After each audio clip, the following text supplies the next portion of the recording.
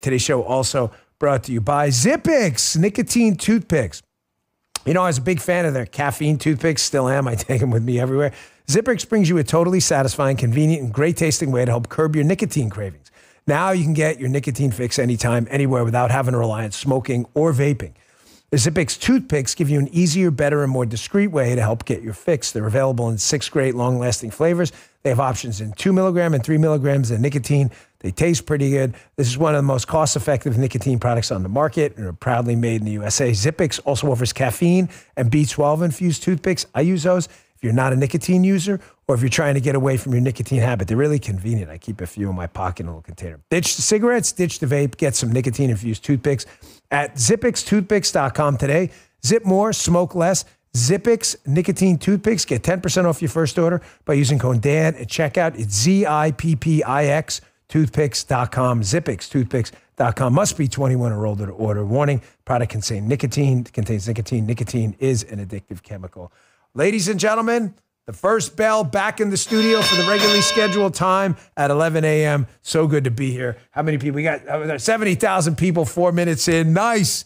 Yesterday, I think we were the 3 or 4 on the live stream charts. Oh, no, actually, we were number 2. I'm sorry. We just lost to some live coverage of the news. So thank you for supporting the live stream. I'd really love to see you here live, but if you have to watch on demand, that's okay. 11 a.m. Eastern every day. Rock'em Sock'em Robots, ladies and gentlemen. It is happening already. I told you it was going to happen. This is the way to do it. The media wants to practice because this show believes in deciphering for you how political tactics work. Saul Alinsky, as you know, was a left-wing organizer. Saul Alinsky was a bad guy, but he wasn't a stupid guy. One of Saul Alinsky's rules is isolate the target. In other words, if you don't focus all your fire on one person, you're never going to break the enemy's line. You got to concentrate fire in one direction. When one guy's shooting this way, one guy's shooting that way, you don't have a concentrated effect of a volley going in one direction. You got to isolate the target. Trump is making it really hard to isolate the target by giving them 100 targets to target. So here's the Trump True Social post on Russia, by the way, saying he's going to cut a deal. The media's losing their minds about this. But yesterday, they were losing their minds about this cut right here. Here is Tom Homan, the border czar, saying, hey, man, you thought we were kidding about these raids? As they're losing their minds about the raids, they're trying to lose their minds about Hegseth and the Russia thing, but they can't. Rock'em Sock'em Robots, this is the way to do it. Hit them every single day with 10 more things. Here's Tom Homan on they were dead serious about these raids. Check this out. Based on your initial schedule, that today roundups of criminal illegal aliens and the process of deporting them would begin. That seems to have been put on hold for a little while. When can we expect that to happen? Where will it begin? No, it started. It has started. ICE teams are out there as of today. We gave them the direction to prioritize public safety threats that we're looking for. So we've been working up the target list. There was some discussion about Chicago because the specific operational plan was released. So we had to look at and reevaluate, does this raise officer safety concerns? And it does. Mm-hmm. But we've addressed that, and teams are out there effective today. Now, of course, the media is dying to do what? They're dying to put out pictures. Oh, my gosh, here's someone crying. Here's another person crying. Notice the media is not covering the family of Laken Riley and others as they're going to be ready to sign the Laken Riley Act, who I assure you shed a whole lot of tears about the tragic loss of their daughter. Notice how the media chooses to focus on you, the American people, getting screwed over by a group of people violating the law, but they focus on the people violating the law, not you. You see how they do this? So this is what the beauty of Rock'em Sock'em Robots. The minute he hits them with this, he hits them with something else. Here is a Trump commenting on, hey, man, we're going to designate these cartels. He's in the Oval Office here, which is a great sight to see, by the way. I've been there many times. Love it. Here he is commenting on, you know those drug cartels?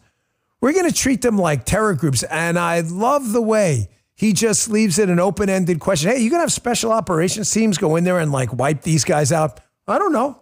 Maybe, maybe not. I guess they'll have to look over their shoulders for the rest of their life. That's the way to do it. Keep them guessing. Watch this. President Trump, if cartels are now going to be seen as foreign terror organizations, would you think about ordering U.S. Special Forces into Mexico to take them out? Could happen. Stranger things have happened.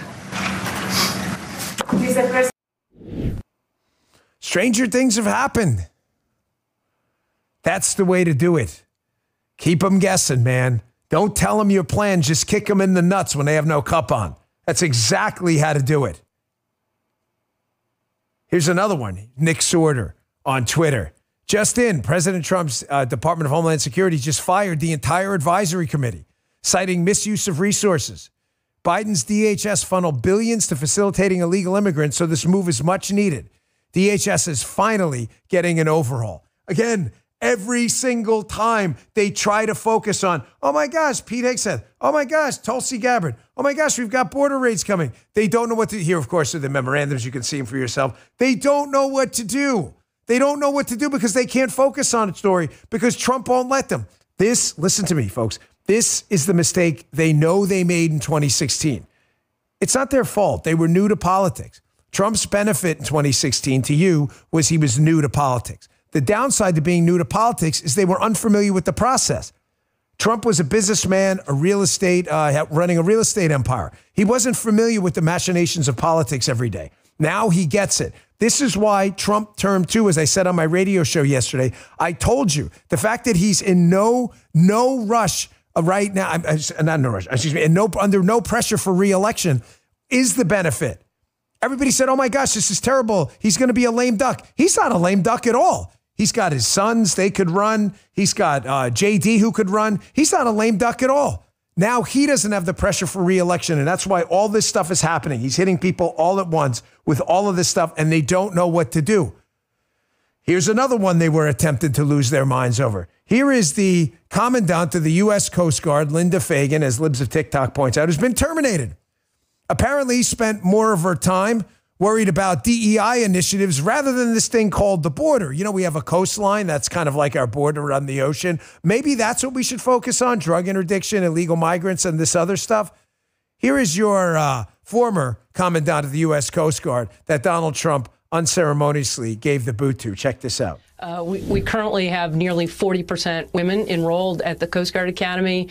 I'm really excited about the talent and the diversity that I see coming through the academy. Yeah, you shouldn't get too excited.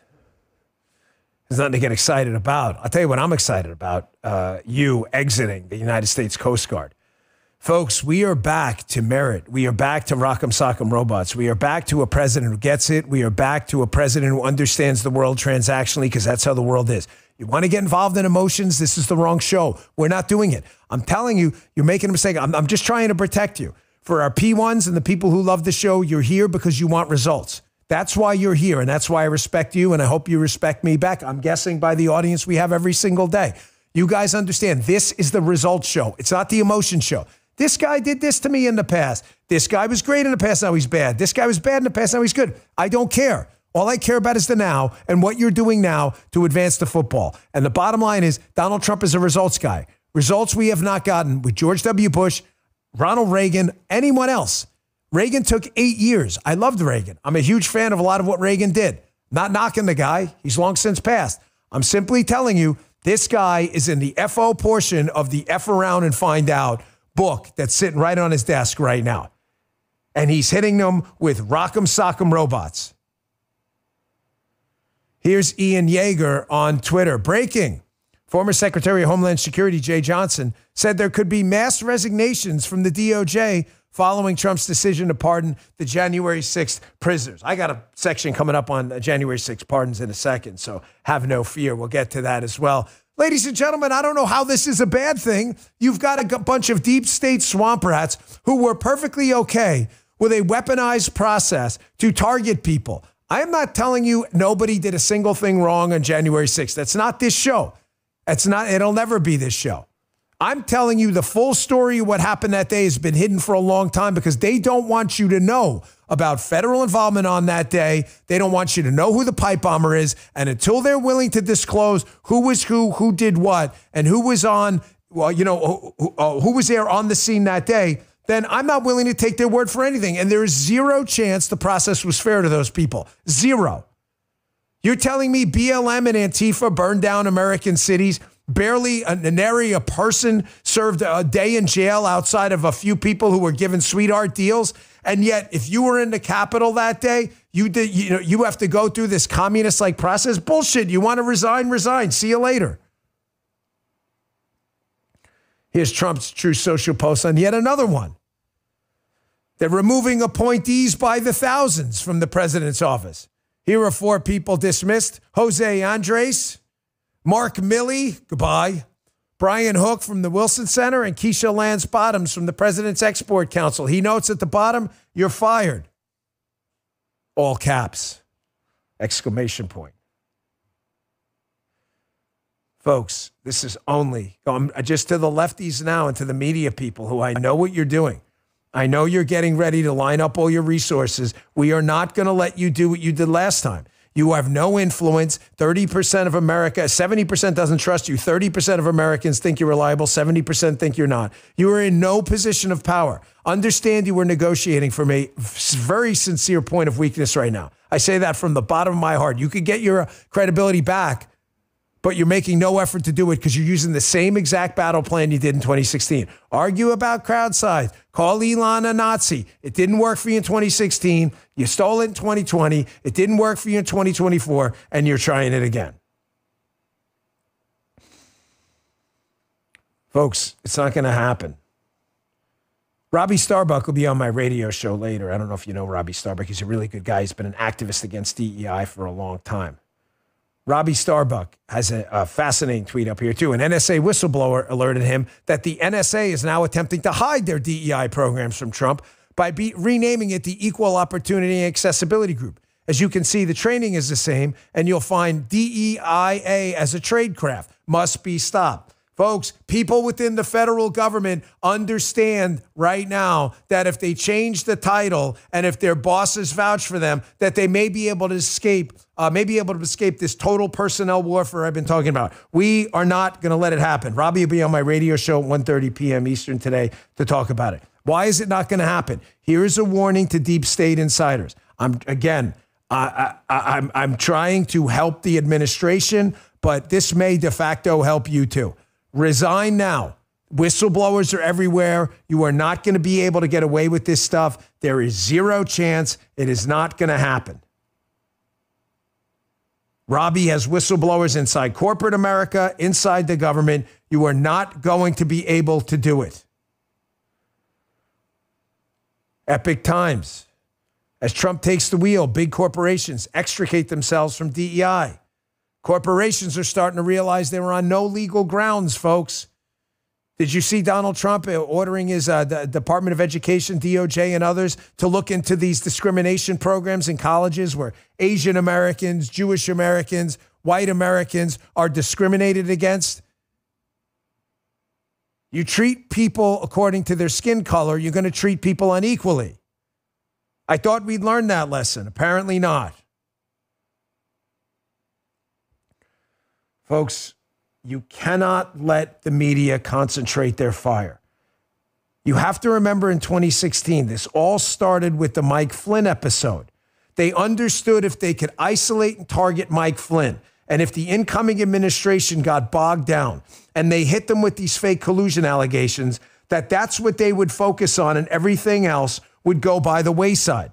The Trump team has learned about this. They're telling it as they attack their nominees. They say, that's bullshit. That's bullshit. We're moving on. And they're hitting them with another one. You hit them with Hegseth, hit them with Bobby Kennedy, hit them with Tulsi Gabbard. Then they can't focus on one person.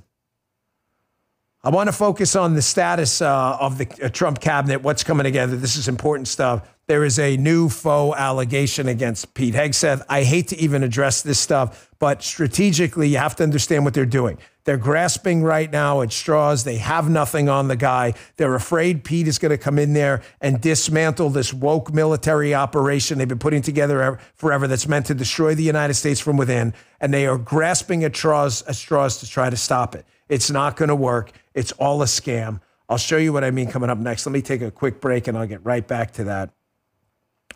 No, not that one. There we go. Today's show brought to you by Patriot Mobile. Listen, we may have won this election in the fight to restore our great nation, but it's only beginning. Now's the time to take a stand, and Patriot Mobile is leading the charge. As America's only Christian conservative wireless provider, Patriot Mobile offers a way to vote with your wallet without compromising on quality or convenience. Patriot Mobile isn't just about providing exceptional cell phone service. It's a call to action to defend our rights and freedoms. With Patriot Mobile, you'll get outstanding nationwide coverage because they operate on all 3 major networks.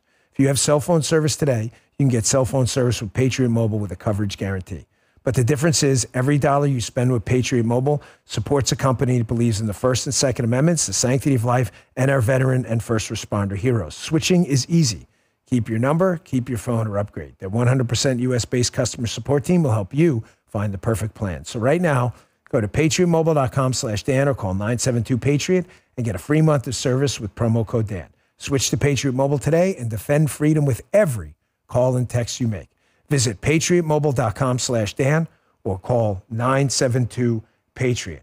As I told you with my Rock'em Sock'em Robots theory, again, Bannon calls it flood the zone. Call it whatever you want. It doesn't matter to me. It's the strategy that matters.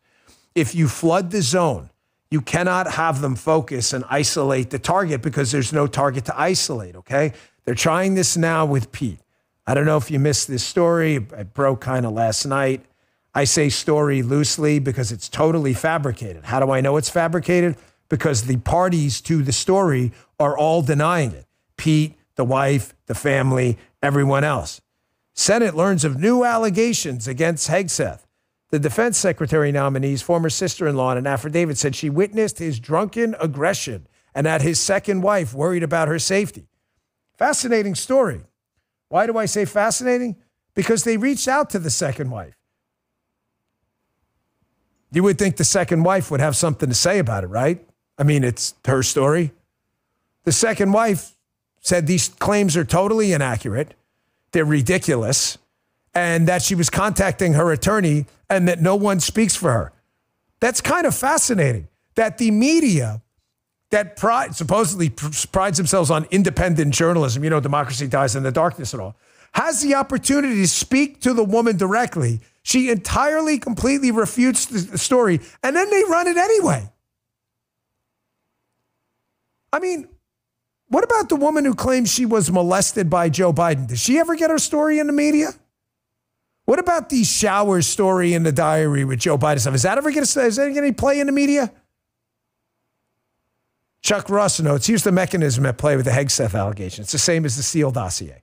A source provides an allegation through official channels. The Senate went and looked for this, the Democrat Senate. That makes it reportable for news outlets whether the underlying claim is accurate or not. You see what Chuck, he's at Chuck Ross, DC, good follow, by the way. Chuck Ross covered the Russia collusion hoax and Spygate as well as anyone.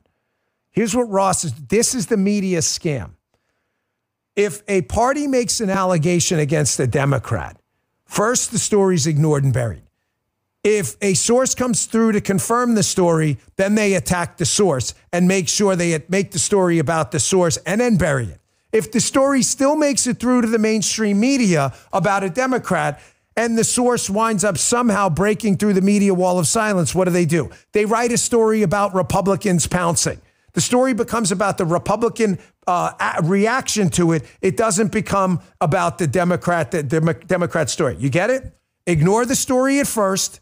Attack the source if the story is confirmed by the source. If that doesn't work, ignore the story by focusing on the Republicans' reaction. Put Republicans pounce on Adam Schiff's. This is what they do. Thank you. Every single time we forget we have that. Every single time. This is what they do. But when it's an allegation against a Republican, Chuck Ross is correct. What you do is you have a Democrat senator initiate a fake investigation into a charge they know is false. Pete Hegseth, drunken aggressive. They know it's fake, okay? So what do? They go out and search for someone who doesn't like Pete. They get them to say something that fits the narrative, true or not. The media then says, well, we can't confirm it, but I want you to know left-wing commie Senator Dick Durbin is talking about this with someone. And it's a way to get the story out there without getting the story out there and doing actual journalism to confirm it. You see what they do? Every single time, ladies and gentlemen. It's called the wrap-up smear. Where have we heard that before? Nancy Pelosi, who's usually tactically pretty smart, was once dumb enough to air how exactly this works, the wrap-up smear, by telling you how they do what they do. If you've not seen this clip, this is one of those save and preserves, and show it to your lefty friends later, because she's describing how it doesn't matter if it's true or not. All that matters is the smear is out there, they wrap it up and they run away. Don't listen to me. Listen to her. Check this out. It's a self-fulfilling prophecy. You demonize, and then we call it the wrap-up smear. If you want to talk politics, you call it the wrap-up smear. You smear somebody with falsehoods and all the rest, and then you merchandise it. And then you write it, and they'll say, see, it's reported in the press that this, and this. So they have that validation that the press reported the smear, and then it's called the wrap-up smear. Now I'm going to merchandise the press's report on the smear that we made. I mean, she's laying out the left-wing Saul Alinsky type game plan for you. I mean, what part of this could you possibly be confused about? She's telling you how they do it. This is how they make this stuff up. And if it wasn't for a biased, ridiculously biased left-wing media that would give this stuff oxygen, this fire would die out. Don't be depressed about it, though. I don't mean today's show. This is a glorious week. I'm telling you, man. From Monday on, this has just been something really spectacular for me to live through, to see Donald Trump in the greatest political survival story we've ever seen in our lifetime. It's really incredible this week. And the good news is, again, the Democrats are out of power. The Democrats' brand is at the lowest public approval rating globally. I showed you that story the other day, and it's been in years. The media has lost its power to get a narrative across. Their Saul Alinsky type tactics have been exposed by this show, Bannon and others. You now see it in advance. I always use that bloodbath analogy with the car thing, how they tried to make that stick and we totally, completely defeated them. Nothing they're doing is working anymore. Everything we're doing is working. But they are trying to throw the old cliche, the monkey wrench in the machinery. But they are trying to do it to stop these nominees from getting appointed quickly and to have a Trump government from functioning. See this reported on Twitter. Democrats are desperate to stop Trump from making America great again. Freshman Senator Schiff placed a 7-day hold on Pam Bondi's confirmation as Trump's attorney general. Folks, this is only meant to happen because Adam Schiff is a lunatic. His donors are pushing him to, quote, do something, even if the something is counterproductive. There's absolutely no reason to stop this other than you're bought off by the donor class that wants you to cause chaos. There's no reason to stop this whatsoever. Yesterday, there was another debacle too, folks. One of the things I'm most proud of, and I've been a small part of this, but it's one of our prouder moments, is this show's focus on dismantling the DEI infrastructure of the left. There's a business in it. Being a racist, there's a business in it on the left. People like Robbie Starbuck and others out there have done a lot of legwork on this, but I'm proud to be a part of this. This is what destroyed the left. I'd say outside of the border and inflation, this is one of the top 3 issues. It's been their focus on identity politics, and it's for a reason. The reason this destroyed the left is it's not a victimless crime. Playing identity politics is a zero-sum game. There isn't a person in America right now who doesn't know someone who's been a victim of this. You don't meet the appropriate racial or sexual orientation category, you were passed up for a promotion. Asian Americans kept out of colleges with a perfect SAT score, the college they want, because they weren't the preferred minority. This stuff has impacted everyone, and it pisses people off. If there is one single cultural, political issue at the time, inflation being economic, the border being national security, that is decimated and will continue to decimate the left, it is without a doubt this focus on DEI. So what happens yesterday? I'm going to get into this in a little detail because this matters to me, having done advanced work in the past. We can't have this going forward. Donald Trump, J.D. Vance, and their families, in this tradition that happens just about every cycle, which is probably done now, thanks to this lady who destroyed it, goes to this national prayer service thing the day after the inauguration. Just so you know, it pretty much happens in every presidential inauguration afterwards. This is probably the end of it. You can thank this bishop. She's really a political activist, deserves no respect from you at all. And this fake bishop in church decides it's a good idea from the pulpit to attack Donald Trump with a political speech. Now, let me say in advance, because I'm not a hypocrite. you may be surprised by that. I don't mind addressing political issues in church at all. Matter of fact, Father Marty, who's a good friend, has no problem whatsoever going after current issues and tying it to faith and religion. I'm not a fraud. What I have a problem with is the decorum here. This is a national unity prayer breakfast for Donald Trump. If you don't like Donald Trump and his issues, then you're not the person to speak there. You take this as an opportunity to ruin the whole thing for everybody?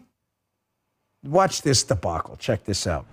In the name of our God, I ask you to have mercy upon the people in our country who are scared now. There are gay, lesbian, and transgender children in Democratic, Republican, and independent families. Some who fear for their lives.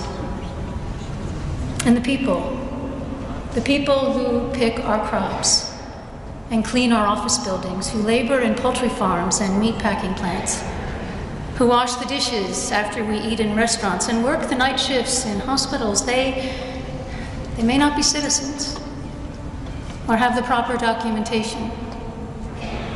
But the vast majority of immigrants are not criminals. They pay taxes and are good neighbors. They are faithful members of our churches and mosques, synagogues, wadara, and temples. I don't know whose reaction is better there. JD clearly looking towards the second lady, Usha, like, what the hell is going on? Like, where did they find this? Or Donald Trump sitting there like, of course, he's classy. This fake bishop isn't. Turning his head, cocking it to the side a little bit. Like, am I really listening to this right now? A lady forcing left-wing platitudes down everybody's throat on a moment of supposed national unity? Or the family. Did you see Tiffany Trump in the background? Right? Tiffany Trump is like, good for you. Tiffany stays quiet. She's not really the most vocal member of the Trump family when it comes to politics stuff. But she's sitting there like, are you for real? Like, who picked this fake bishop out there? I want to talk about this. Someone who did this for a living. This is really, I'm not trying to throw anybody in the bus, folks. But again, I'm an outcomes guy. We had a bad outcome yesterday. Trump handled it well. He was asked about it later. He said, listen, I'm not happy with this. Did you like it? It was boring. And then he posted on True Social about it. But I'm going to tell you how we avoid this stuff going forward. And it should not happen again.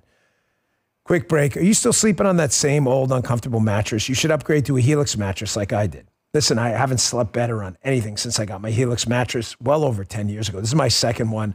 I sleep through the night. I only woke up this morning to get up. Usually I wake up 2-3 times in the middle of the night, especially in hotel rooms. I slept cleanly, calmly, and deeply last night. In just a few minutes, the Helix team learns about your sleep patterns and recommends the right mattress for you so you get the perfect match. Helix can help you if you sleep too hot or if you sleep. Sometimes some people, they have back pain. They sleep on their side. Some people snore. From the position you sleep into, your body type, or your unique needs, Helix will recommend the right mattress for you. So many of my listeners are getting the best sleep of their lives. So if you're a member of the Bongino Army out there, go to helixsleep.com/Dan for 27% off site-wide, plus 2 free dream pillows with a mattress purchase. That's Helix, H-E-L-A-X, helixsleep.com/Dan for 27% off site-wide, plus 2 free dream pillows with a mattress purchase. helixsleep.com/Dan. And our last sponsor today is Genucel. Folks, great story here. A lady named Phyllis walks into a neighborhood pharmacy in New Jersey, asks the pharmacist for an antioxidant cream for her wrinkles and skin. The pharmacist says, I'll compound one for you. Just come back tomorrow. Phyllis uses the cream for 3 days, goes to her dermatologist appointment, and the doctor looks at her and thinks, you just had work done. And believe it or not, that's how Genucel Skincare was born. Genucel Skincare is the official skincare. My wife, Paula, and the rest of the Bongino Army. That was 25 years ago. Genucel shipped millions of orders since. They have the same philosophy of antioxidants, the same base, and the same chef in the kitchen. Celebrating 25 years, Genucel is offering the best pricing since Phyllis walked into that pharmacy. Right now, save over 70% off. Genucel's complete skincare package featuring the Genucel under-eye bags and puffiness serum, jawline sculpting treatment, and immediate effects for results in minutes. Look 5, 10, even 15 years younger. Go to genucel.com/Dan, GENUCEL.com/Dan. As a special gift, every package order includes a bonus beauty box with 2 skincare bestsellers plus free priority shipping. genucel.com/Dan, GENUCEL.com/Dan. Check it out. So back to the story about the church, the fake bishop, the ridiculous, pompous, arrogant lecturing of Donald Trump. Take that spot off the screen. The ridiculous, arrogant lecturing of Donald Trump, which I'm frankly sick of. I am not a fraud. Again, I don't have a problem with people speaking out, pastors, preachers, imams, rabbis. I don't care. I don't care. You have a whole bunch of prescriptions on that stuff and supposedly whatever. I'm not getting into that. I don't care.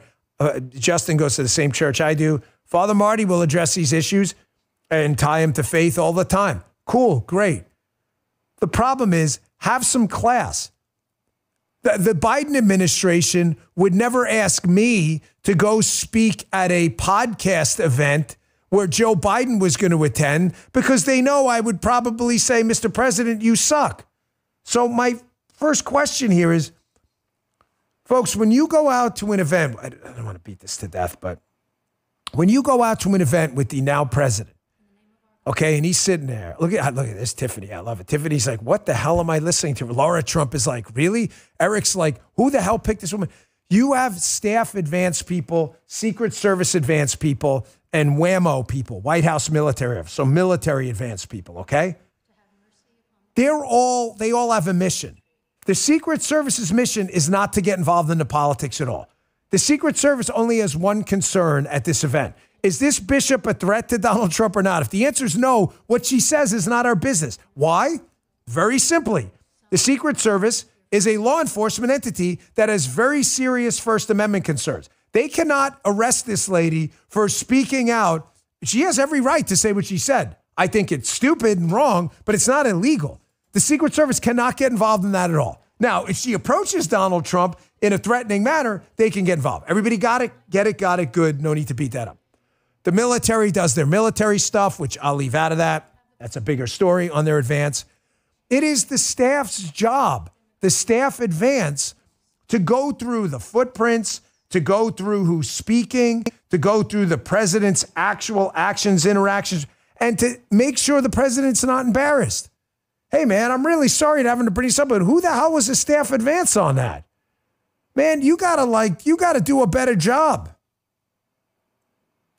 You can't put the president in a situation like that. You guys have seen the videos of this woman out there. They're all over the place. This woman talking about how Donald Trump, that he needs to be removed from office. She's out there outside with the N95 ridiculous mask on. Yeah, I mean, this is obviously a political activist. She's trying to tell you a story rather than the story.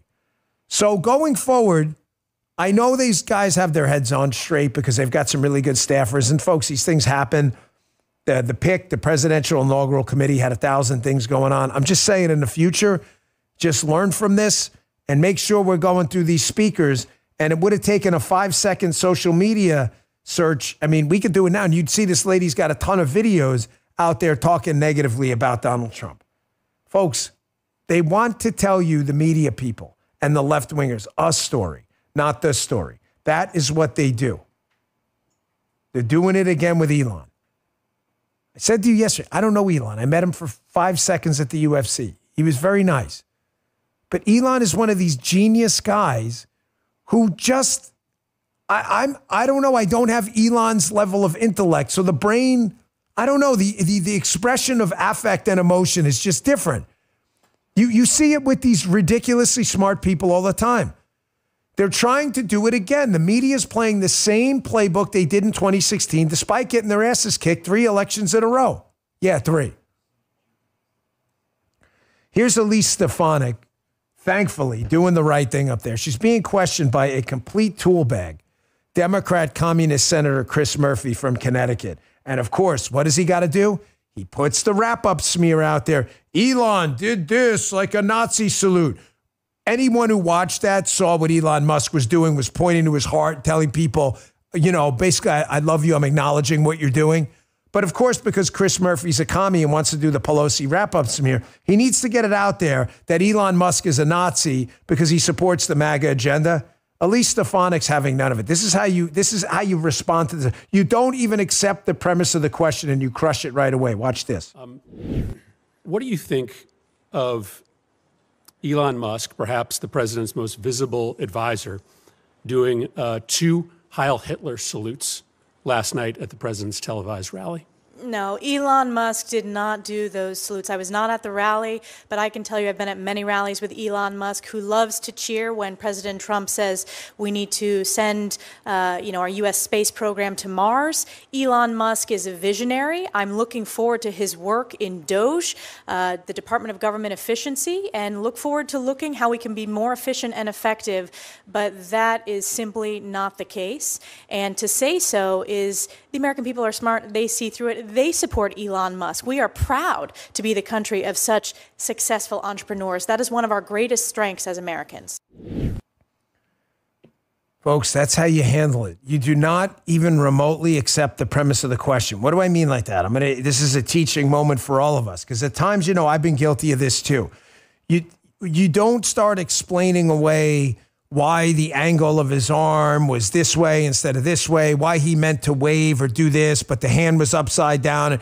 You don't get into that. This is the standard traditional. We need to tell you a story. So what do? They want you getting bogged down in the details. So the overall narrative that Elon's a Nazi and you're just explaining out the details away gets, you can watch it here. Guy and the team are putting it on the screen. Look. Obviously, if you've ever seen Elon, you know what Elon was doing, okay?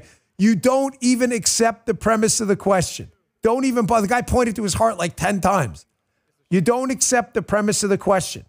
You don't start arguing that, well, he should have done it, palms up. So, and one thing you never do, listen, this is super important for the political advisors out there, the team surrounding Elon. I know Elon's team knows better anyway. Again, they don't need my advice, but I'm going to throw it out there anyway because the show's called The Dan Bongino Show, okay? You do not ever apologize. Ever. You do not apologize. There are people out there going, well, Elon, just clear it up and apologize. He has nothing to apologize. Once you apologize for, you're accepting the premise that you did something wrong. Listen to me. Do not, under any circumstances, apologize. There has been no greater warrior on Twitter against anti-Semitism other than this show. None. We talk about what's going on in the Middle East, the state of Israel, all the time. Do not ever apologize if what was in your heart was pure. Don't do it. And that's how you explain it. Apologize? What the hell would I apologize for? Well, it looked like a Nazi salute. Yeah, it looked like that to you because you're a crazy person. End of story. Is that similar to giving an innocent person a blanket pardon? It is. That's a good point. Why would you as an innocent person accept a blanket pardon either? It's the same thing. If Adam Kinzinger and these guys had nothing to worry about, then just call the president and say, don't pardon me, you're making me look guilty. It makes you look guilty when you apologize. Never, ever, ever do it. All right, I want to make sure I get to the January 6th. You know what? Throw that Breitbart story up. What the hell? We'll discuss this quick, too. The Denver mayor, we could reevaluate cooperation with ICE if these requests drastically increase. Folks, again, with Tom Homan and others, plow straight ahead. Do not get bogged down in any one story. Joey Bag of Donuts got locked up in an ICE raid near a church. This is what they're going to try to do. Keep moving. Keep your eyes on the prize. Don't let them bog you down in a story. Keep the story in mind. The story, we are securing the border. If you were here illegally, you broke the law. We are going to come and find you, and you should not have broken the law. You should have just obeyed the law and engaged in the process. Okay, let's get to this, too, because this is going to be a huge focus here in the media. Let me tell you how it's going to work going forward, because we are always weeks and months ahead of the story here. And it's not because I am some Einstein-level genius. It's because the left-wing media is so dumb and therefore so predictable. You put a piece of steak on the floor and you walk away from the dog. Are you surprised when you walk back when the dog ate the steak, even if you said, Lucy, don't eat the steak? Why? Because dogs are predictable. So are stupid media people, okay? Here's what they're going to do with January 6th. Donald Trump issued a pretty comprehensive pardon for a number of the folks involved in January 6th in and around the Capitol, okay?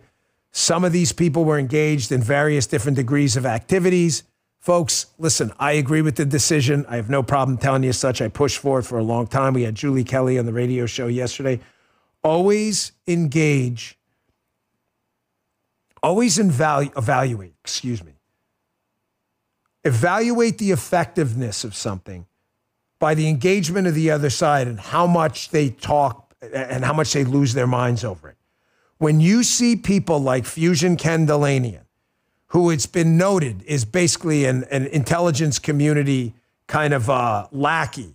Left-wing outlets have talked about this, including The Intercept. Fusion Kendallanian, who was knee-deep in the collusion hoax. When this guy's losing his mind over the January 6 pardons, you know something's wrong here. They do not want the story out there that there was federal involvement, the January 6 pipe bomber was an insider, and that a lot of these people were victims of a weaponized process. They want to keep the story about the, quote, insurrection. That's why they're so bothered about this. They wanted these legal proceedings to proceed forever so they could tell you a story. Watch this. Ken, how is this going to play out in the next few days?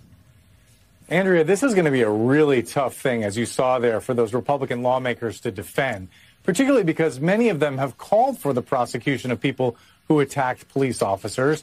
And look, we knew Donald Trump was going to pardon some January 6th defendants, but it is a shock that he pardoned people who are on video attacking law enforcement officers. And it is a real body blow to this building where I'm standing inside the Justice Department, because this was the single biggest criminal investigation in American history. Nearly every field office, FBI field office, and every U.S. Attorney's office participated in trying to bring these January 6th attackers to justice. It was one of the highest priorities of the Justice Department. They put intensive resources into it. They put intensive resources into it. Why did they put intensive resources into it instead of going after BLM, Antifa terrorists, Al-Qaeda, ISIS-affiliated terrorists? Why? Because they needed to tell you a story that they wanted to go on in perpetuity, especially through the Trump administration. They were hoping to get some deep state insiders that would, sit there and push this thing endlessly. So you'd hear this story. Oh, remember the insurrection? Remember the insurrection? Remember the insurrection? When you see people like Fusion Ken and NBC losing their minds over this. Oh, there it is. The CIA's mop-up man. Who are they talking about? Kendallanian. It means the intel community is worried. Now, there are two things they're worried about, okay? Get ready, folks. Bullet point this, write this down. Number one, what they're worried about is they're worried about losing the insurrection narrative, which takes the law and order. Are you tracking me here? It takes the law and order narrative that the Republican Party owns, and it turns it on its head. How can you guys be the party of public safety and law and order if you're the party of the insurrection? Do you get that? Pretty simple. I mean, they won't overcomplicate it. But there's a second thing, too, and there's a reason Fusion Ken Intel community cut out. There's a reason they're freaking out. It's because they know that there is a new sheriff in town who's just been sworn in, and that all of the federal involvement in January 6th and the pipe bomber, that may come. I say may because I don't want to get ahead of myself. I want to make sure everybody follows through. Pam Bondi, Kash Patel. Once that comes out, I promise you, it's going to shock you. Shock you. Here's Donald Trump getting into it with NBC's Peter Alexander yesterday, another deep state hack here, loser, who tries to interrupt the president on this very matter. Donald Trump sticks it right to him, just like he should. Watch this. Take a look at the election. Just look at the numbers on the election. We won this election in a landslide because the American public is tired of people like you that are just one-sided, horrible people in terms of crime. You don't talk about all the people that have been killed and what happens to those murderers. Murderers get no time. You take a look at some of these DAs. They go after political opponents, but they don't go after people that shoot people in the street. You see what he does there? You see how good Donald Trump is at this? He takes the question, which is not a question, it's an assertion. When did you stop beating your wife? He doesn't answer it. He turns the question on its head, and he asks Peter Alexander the question. When are you going to go after BLM and Antifa and others and the people who are really causing these problems? When are you going to stop this chaos? When are you going to advocate for law and order in the streets of liberal cities that were burned down? That's the question. Folks, the process used to target these people was clearly political. If it wasn't political, then how is it that if you were there on January 6th, pick the worst of offenders, pick someone who, there were some videos, someone who, say, attacked a police officer. The word, I do not condone, obviously, that stuff at all. Matter of fact, I condemn it resolutely.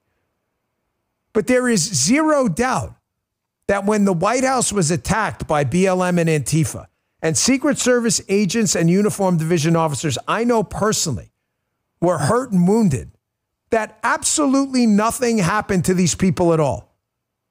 So you can have two simultaneous thoughts at the same time, and I want you to pay attention to this. You can and should say, I am absolutely, resolutely against attacks on law enforcement for doing their job. Period there. But I am also against a greater danger, which is a weaponized Justice Department that picks and chooses when they take this stuff seriously and targets political opponents for it. And that's what happened here. I love watching the left-wing media, by the way. They're interviewing people and family members involved with the J6 prisoners here. So Alex Wagner from MSNBC decides to go out and conduct an interview here. What she's trying to do is make the story about Donald Trump to even the January 6th families and others involved, saying, hey, man, don't you feel like this guy abandoned you? Let's just say Alex Wagner does not get the answer to the question she wants. Check this out. Was there ever any moment in jail where you were like, why am I here? You know, did you ever have any frustration with President Trump? Did you ever feel like, you know, he had landed you guys in jail? No, absolutely not, because I believe he really just wants to make America great again. Now, why was I sitting in prison when Anthony Fauci is loose? Why am I sitting in prison when Liz Cheney is loose? Why do those people get pardons? Because they're guilty, but they were never brought to justice. And yet me, a mom, I made a mistake and broke a window at the Capitol. I'm sorry, but do I have to lose my whole life for it when we have these criminals running the government that now have pardons? That bothered me. That bothered me. Let me ask you a question. Who seems more reasonable there? The hack, loser, MSNBC host trying to get a story out of a person being interviewed there, trying to frame Donald Trump for this thing? Or the woman answering the question who sounds totally logical and reasonable and just absolutely fillets Alex Wagner? Who sounds more reasonable there? Always measure the impact of what you're doing by the response of your political enemies. This is not a hard truth to digest in your manual of political truths. If they're losing their minds over something, it's for a reason. Folks, if they really thought this was politically damaging to Donald Trump after this election, they would let it happen and they would stop losing their minds, freaking out in the media over it. They would put out a few papers and talking points and do their interviews, and that's it. They are melting down over this. Here's another one. Dan Goldman, who I don't know if you know this, he is the dumbest male member of Congress, AOC, of course, being the dumbest overall. Dan Goldman was knee-deep in the Russia hoax. Matter of fact, put up that Fox News story. Go in reverse a little bit. Dan Goldman was knee-deep in all of it. The Hunter Biden laptop deal. He was a lawyer before and worked with Adam Schiff and others on the Russia collusion hoax. Here's Dan Goldman denies Hunter Biden laptop is real. Revives debunked Russian misinformation theory. This is who Dan Goldman is. Dan Goldman is terrified with Donald Trump coming back into office the second time and ready to engage in big declassifications of information about this. Dan Goldman needs to talk about something else. So he needs to focus on the insurrection and the January 6th stuff. That's why you see this reaction from Dan Goldman in a media interview. Pay close attention. He can't have you talking about the real weaponization of government. Check this out. What do you think that says to these people? It absolutely creates an emboldened and buttressed group of far-right extremists that exert and conduct political violence, and it is corrupting our system, because I know some of my colleagues are afraid right now. And if you're afraid physically or you're afraid for your family, that has an impact on how you do your job as an elected official. That is authoritarianism. That is not democracy. It's authoritarianism, folks. Dan Goldman said so. This is the guy who, in conjunction with Adam Schiff, Swalwell, and others, made sure to use the tools of government to attack Donald Trump, to attack his team, ruin the presidency, and cause a major international incident. Excuse me. Folks, Donald Trump's team has to ignore this stuff and plow ahead. They have to continue the rock'em sock'em robots theory, keep hitting them every single day and getting things done. It will not allow I can't say it enough. If I might read the chat. Is this getting annoying, the rock'em sock'em robots? Folks in the chat, let me know. If it is, you got to let me know the show's for you. But it is so important that we hammer home to them and we use this show on the outside to kind of be a fortress for Donald Trump against left-wing hysteria. I want to make sure his team knows that these tactics will work because I know what it's like to be that. No, thank you. You guys are the best. Look at you in the chat. I love it. Thank you. Thank you. Thank you. Thank you. You reinforce what I'm saying is true.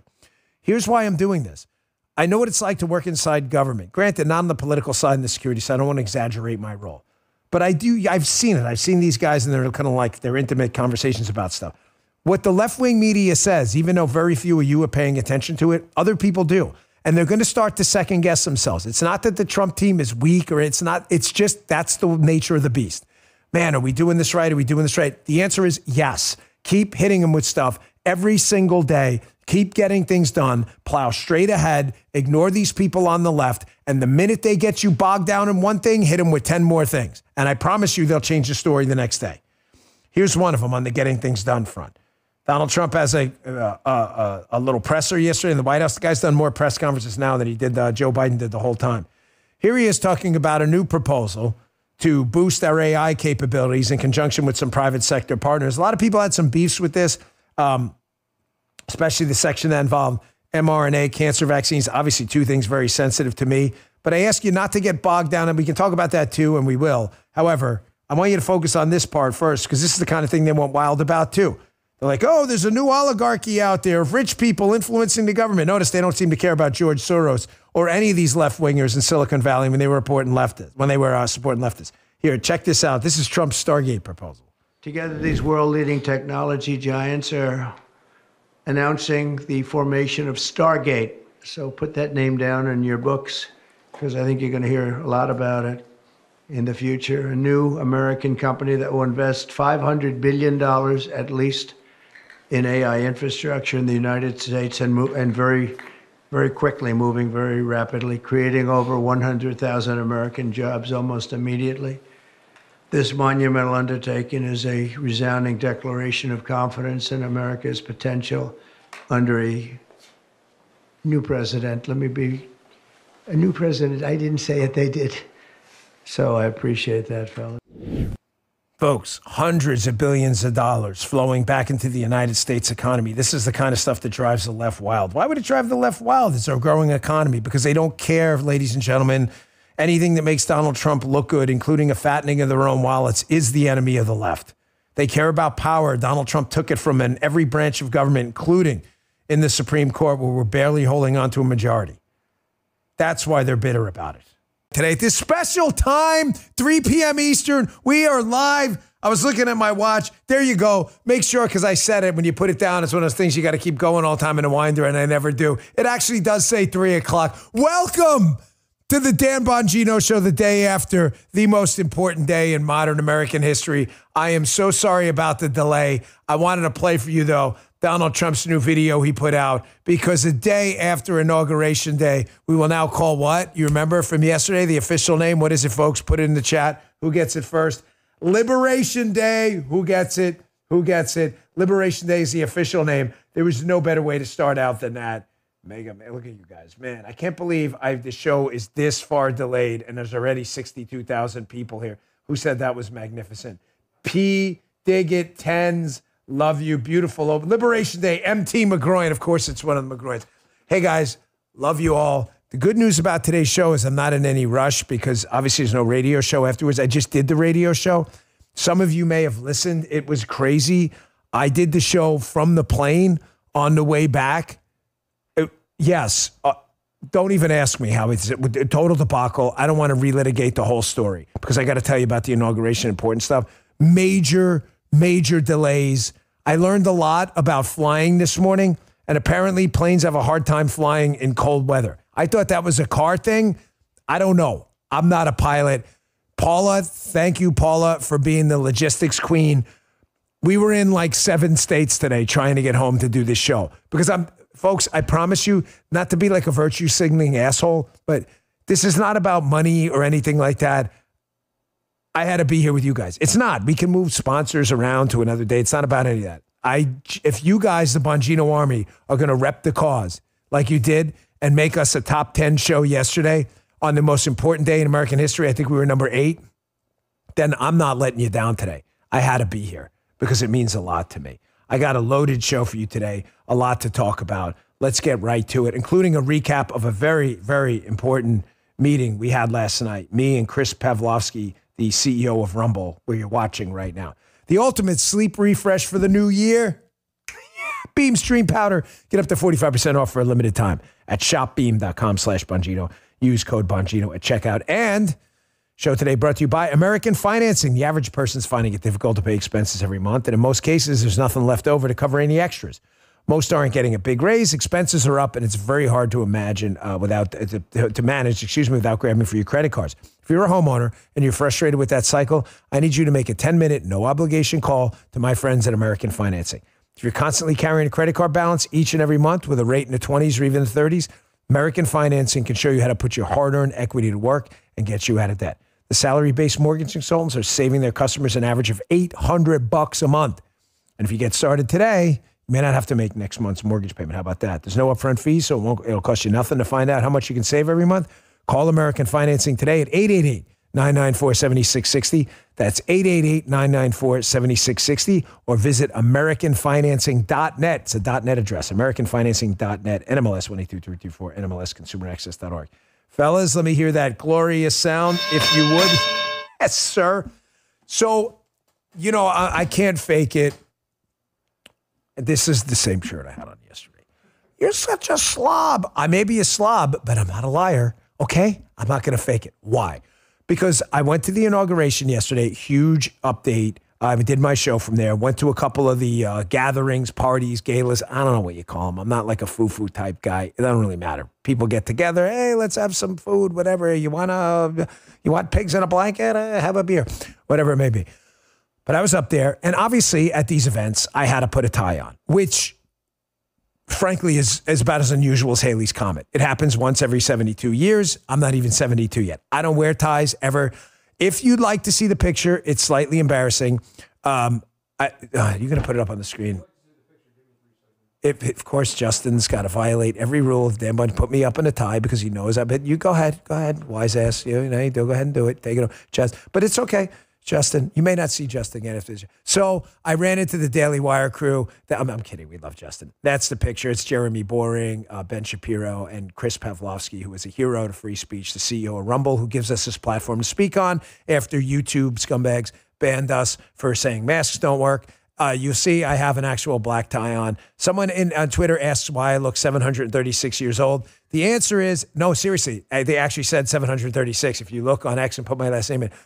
It's because that was probably my 50th event of the day, and I had 2 more to go to, me and Chris. Chris is smiling. Ben looks pretty good. Jeremy, I don't know about me. I look like I was dying. That may be the last picture you ever see with me in a suit, but out of respect for President Trump on his inauguration, even a slob like me who dresses probably worse than John Fetterman is going to show up in a suit. However, this is the shirt I had. It's the only shirt I had with me. And for that, I could wear in the show. And the other thing I had was a bunch of white T-shirts. So I'm not going to play the Fonz. Hey, so whatever. It's the same shirt. So unless these guys start running from the studio, we'll assume everything's okay. It was a long day yesterday, but some serious stuff happened. So I explained to you at the beginning of yesterday's podcast. Some of you made it. Some of you didn't. Some of you watching live coverage. We had a big crowd, though. Thank you. We finished number 8 in the live streaming wars, which, given everything going on, I was happy with. Bongino Army repping the cause. I went up because we got invited to a number of events. Some of them we had to say no to, but one in particular, a couple of people from Facebook were there, and they said they wanted to talk. Now, again, the understandable, especially with me, given what happened with me and my history of Facebook, bitterness towards the fact-checking, communist era there is definitely understandable, and we get it. But I'm not going to be a fraud, folks. I'm not going to tell you guys don't get emotional, and I'm going to get emotional. I need an outcome. The outcome I need is Trump, shamefully Biden, Trump, Vance. Okay, that's what I need. Or Trump Jr., Trump Jr. I need these platforms. I need our side to be heard.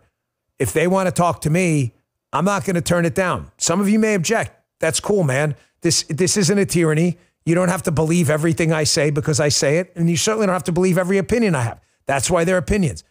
I thought it was a good opportunity. So we went to the event.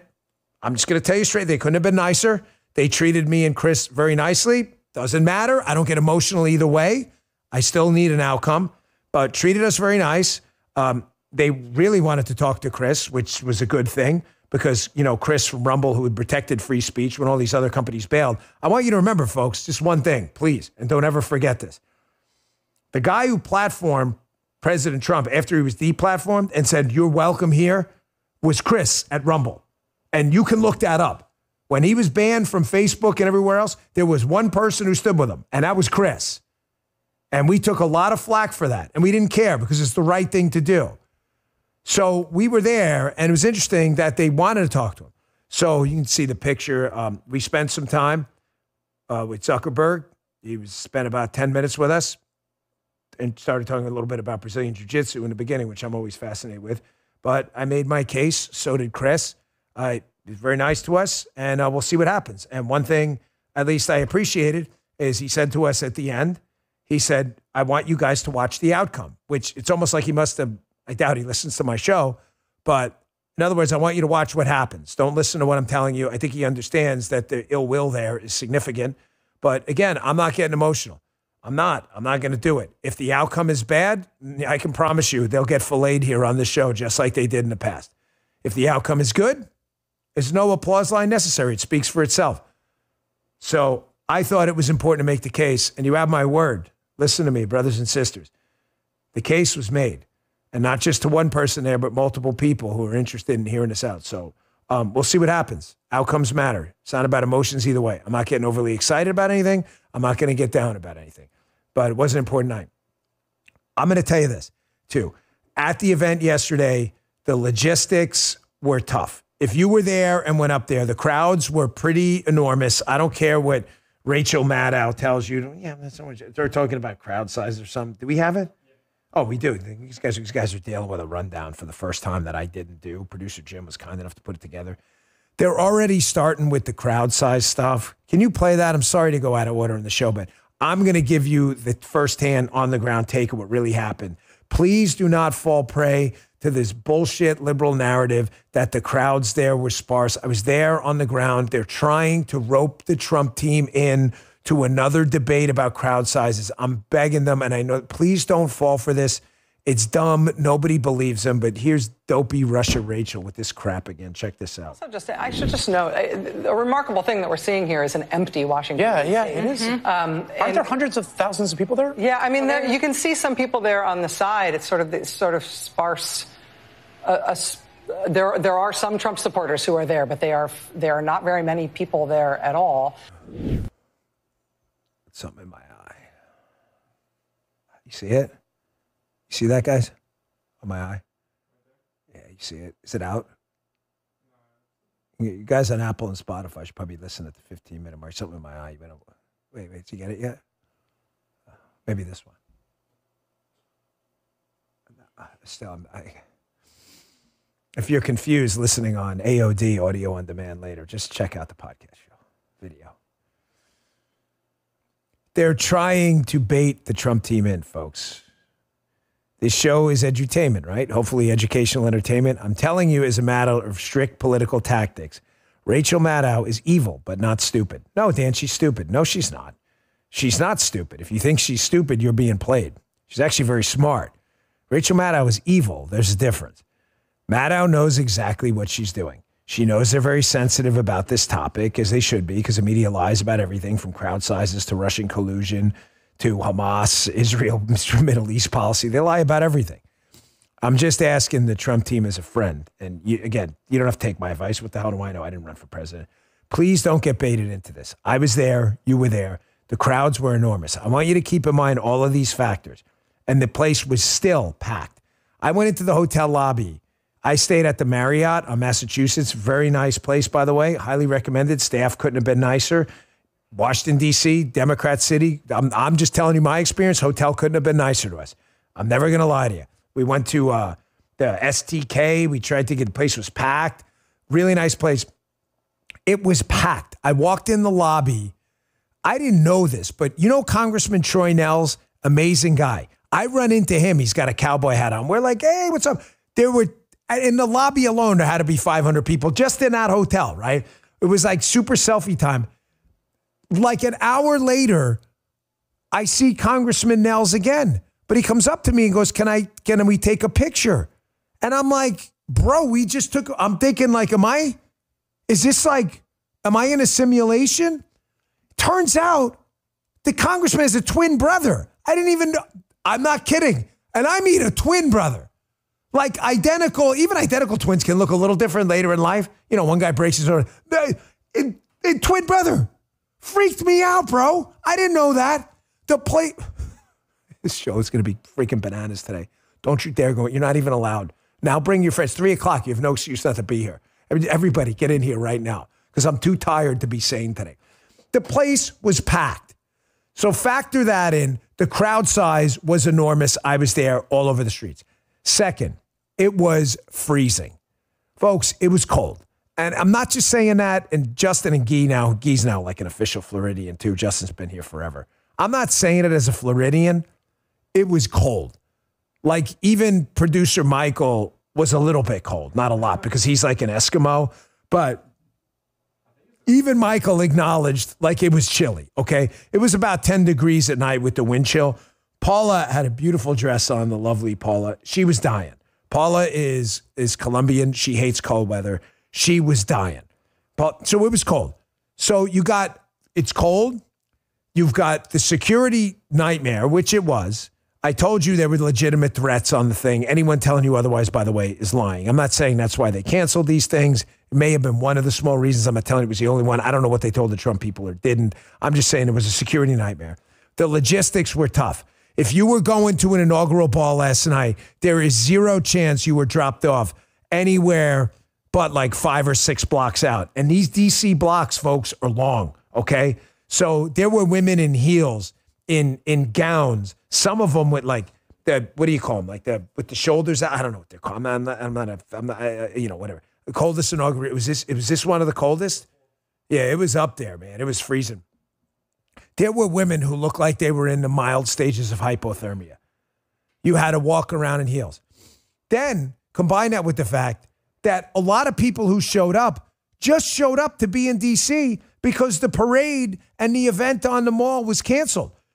All of this and 100,000 people, I'm guessing or so, still showed up. And Rachel Maddow has the balls to say there was a crowd problem there. Folks, don't believe the nonsense. And please, do not get sucked into this. We have 2 years to fix the country. Trump has done more in 24 hours than a lot of Republican presidents did. I'm serious. In 8 years, we've got a lot more coming. Don't get distracted. I'm asking you as a friend. It's a stupid argument. And why did you spend a lot of time on it? Because this is the last time we're going to talk about it. That's why. And before I take a quick break, I want to thank everybody who showed up. Number one, all of the listeners I met to the show, the P1s out there came up and said hello. You guys and ladies were so nice. I hope I wasn't weird or awkward. You know, I'm like not social and not in the summer in my bag of donuts. So I was really trying to be more talkative and stuff. I hope it worked. So you tell me. But all the people there were in such a good mood. They were walking by the cops and the military guys. Thank you for your service. People giving each other fist bumps. It was amazing in a deep blue city to see this sea of red and everybody so excited to be there. It was really an experience. All right, I'm going to get to this Trump is back.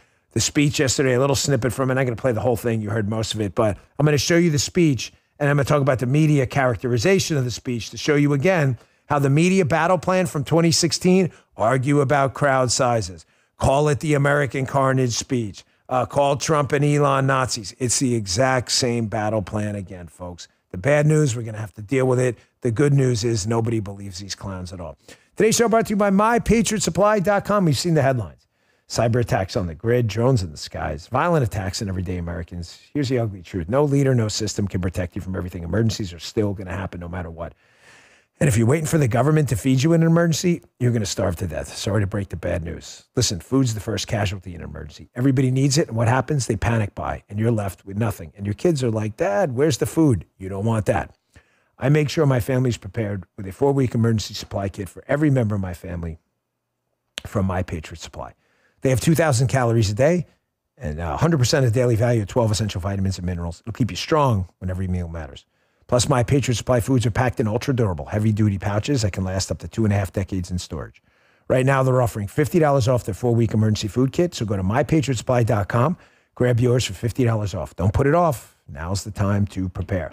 That's MyPatriotSupply.com to get your 4-week food kit today. MyPatriotSupply.com. Thank you, My Patriot Supply. Back to the show. I wanted to play, if we could, Donald Trump, the third video here, Trump creating a proud nation. This was just a snippet of the speech. Now, why am I playing this for you? Dan, we heard this yesterday. I know, I get it. This segment is not about the Trump speech.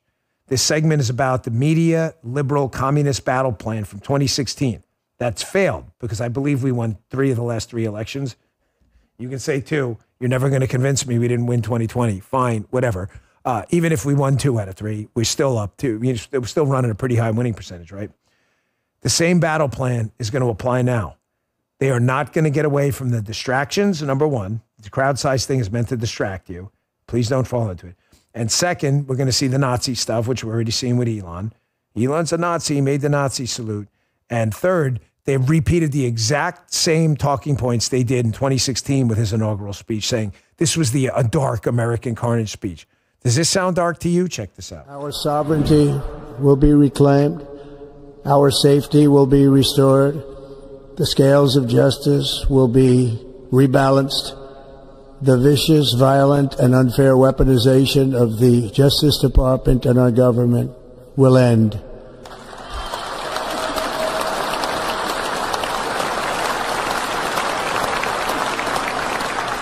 And our top priority will be to create a nation that is proud, prosperous, and free.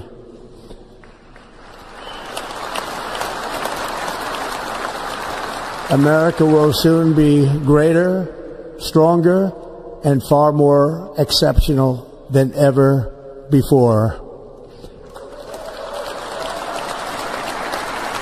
I return to the presidency confident and optimistic that we are at the start of a thrilling new era of national success. A tide of change is sweeping the country. Sunlight is pouring over the entire world. And America has the chance to seize this opportunity like never before.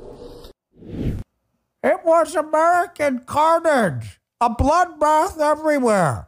A dark doomsday, Dr. Doom, Magneto speech. One of the worst, darkest in American history. 8-8.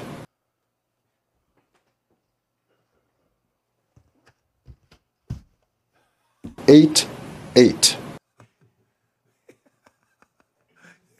Folks, if you're listening on Apple, you don't know what you're missing. Folks, did that sound... Oh, there we go. We got the Fugazis in there. The Fugazi crew is back. Did that sound like a carnage speech to you? We're not going to allow government to be weaponized against political opponents.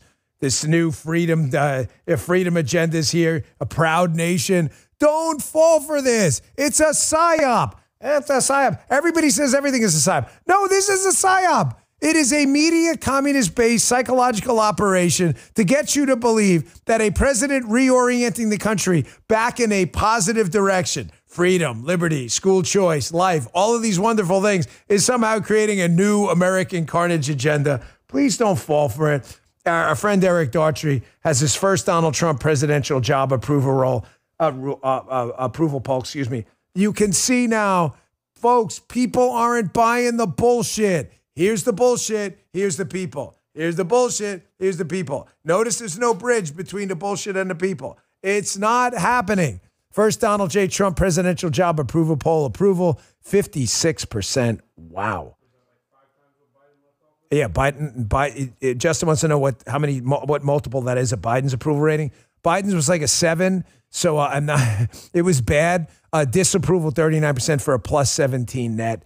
Guys, that's a big deal. Let's just be candid. The polls, which suck, and I don't trust them at all, but they've never been particularly friendly to Donald Trump. The fact that he's up 17 in an approval poll probably means he's up, 25? So now we got to keep the momentum going. Listen to me when I talk to you, please. It's really important. Gosh, that sounded rude. It sounded like my dad. Listen to me when I talk to you. We got 2 years. No, we got 4. We don't have 4. Stop saying that. We have 2. You don't know what's going to happen in the midterms. You don't. We do not have 2 years. Donald Trump's team, I assure you, knows this. That's why you got the J6 pardons yesterday. That's why you got all these EOs. Every single day matters. Now it's up to Speaker Johnson to corral what can be a feisty Republican side of the House, and it's up to Senator Thune on the other side to get the Senate in line. There are rumors out there, by the way, and I'm strongly, I don't want to get off track, but it's related to the agenda moving forward, strongly recommending we throw the Bongino rule flag here, which is wait about 24 to 72 hours on a story, not before talking about it, but before drawing a conclusion about it. There are rumors out there Fetterman is going to join the Republican Party. This is a big hold. Braveheart hold, right? Hold. Everybody hold on that one. There is no sense in getting out ahead of it. Us even reporting on it, if he's thinking about it, it's going to cause a bunch of interest groups to lose their mind and try to squeeze him. So there's no sense in it. It's like reporting on a red wave before it happens. It doesn't make any sense, so just leave that. Here was a great clip from our friend Scott Jennings. Friend Dan, we don't even know him. Yeah, but he's been pretty good defending the cause. Again, I like outcomes. Him causing trouble for CNN is always a good outcome for me because if they're causing commies trouble, that sounds good to this guy. Here's Scott Jennings on CNN talking about the best part of yesterday's inaugural speech, which I 100% agree with, that the commies who tried to throw Trump in jail, steal his property, harass his family, rifle through his kids' drawers, his wife's underwear drawer, in an attempt to put this man in jail for political reasons, had to sit there yesterday like the fake, phony, look at me, losers you are.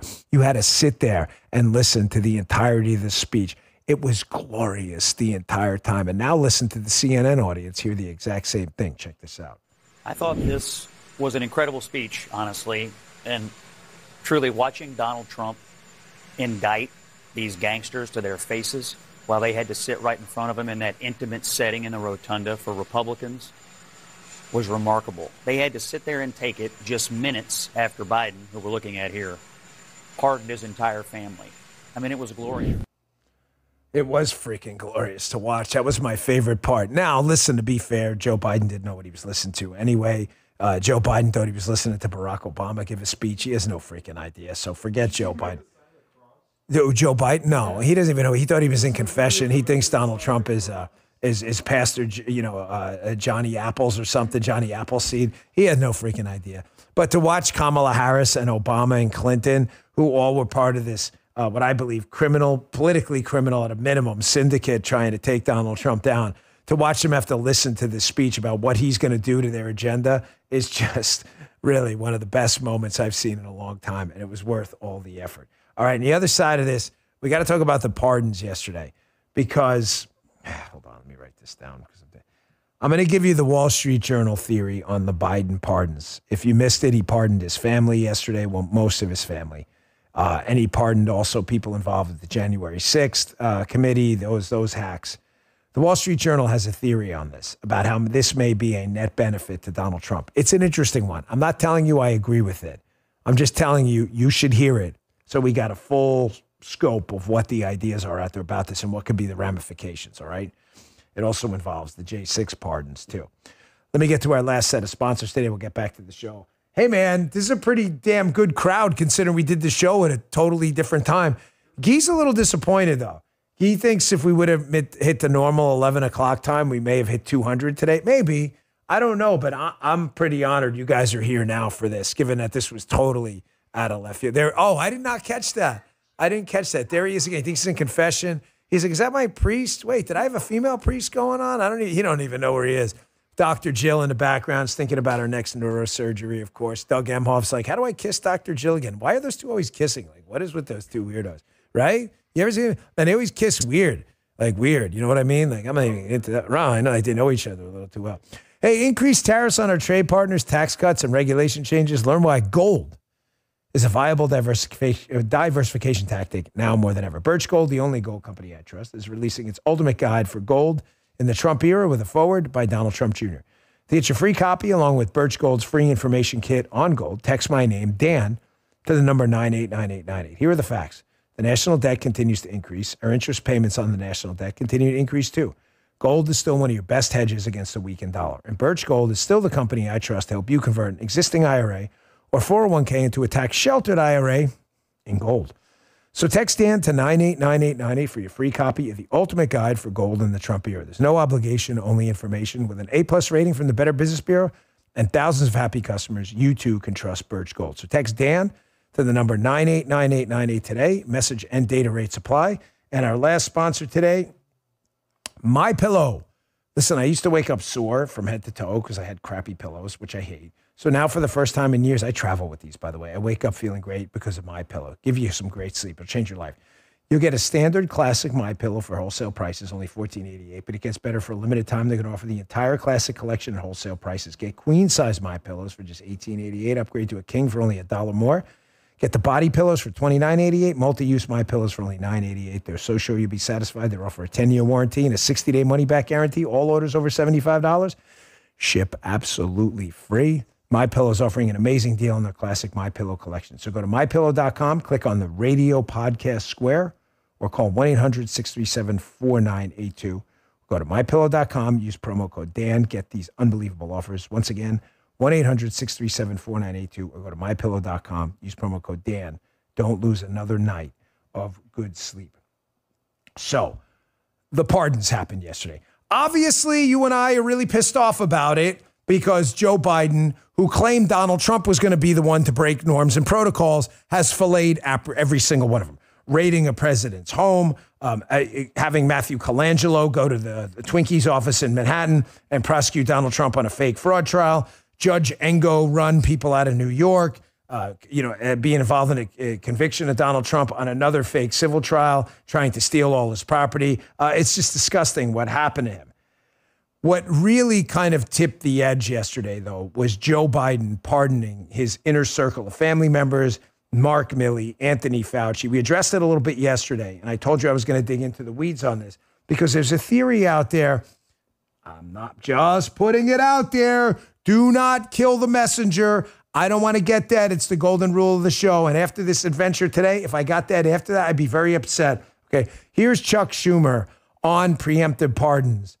In this case, though, he's talking about Donald Trump, and I want you to notice how he doesn't seem to care about the hypocrisy here at all. You play him this clip, he genuinely doesn't care. Check this out. The president seems intent on filling each of his remaining days in office with petulance, grievance, self-interest. The president's reportedly asking his staff about whether he can